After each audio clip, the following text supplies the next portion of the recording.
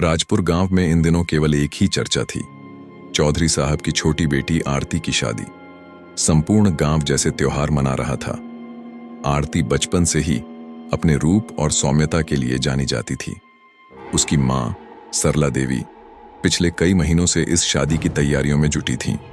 शादी से 2 दिन पहले आरती के ससुराल से एक सुनहरी झरी वाली साड़ी और सोने के गहनों का शगुन आया। बहू को शादी वाले दिन यही साड़ी पहनाकर मंडप में लाना है, यह हमारी खानदानी परंपरा है, संदेश लेकर आए आदमी ने सख्ती से कहा। सरला देवी ने वैसा ही किया। साड़ी को पूजा वाले कमरे में रख दिया जहां दीप जल रहा था। लेकिन उसी रात दीपक अपने आप बुझ गया और जिस संदूक में साड़ी रखी थी उसकी लकड़ी रात भर टप टप की आवाज करती रही। शादी की सुबह आरती को हल्दी लगाई जा रही थी। सब कुछ ठीक था जब तक कि मां, मेरी पीठ, जैसे कोई जलती छड़ी रगड़ रहा हो। सब घबरा गए। आरती की पीठ पर 3 जलते हुए लाल निशान थे, जैसे किसी ने गर्म सलाख से जलाया हो। सभी ने इसे तेज हल्दी की प्रतिक्रिया मानकर टाल दिया। शादी के समय आरती को वह सुनहरी साड़ी पहनाई गई। साड़ी को जैसे ही पहनाया गया, आरती का चेहरा पीला पड़ गया। उसकी आंखें सुनी हो गईं। उसने सिर्फ एक बात कही, मां, ये साड़ी मेरी नहीं है, इसमें से कोई मेरे कान में कुछ फुसफुसा रहा है।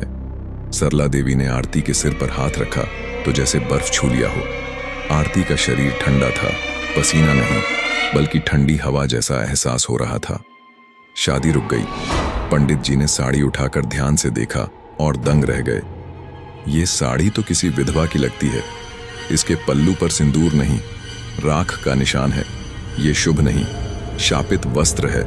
पूछताछ हुई तो पता चला यही साड़ी 30 साल पहले चौधरी साहब की पहली पत्नी के अंतिम संस्कार में पहनी गई थी। किसी ने उसे धोकर शगुन में भेज दिया था, जानबूझकर। रहस्य की परतें खुलने लगीं।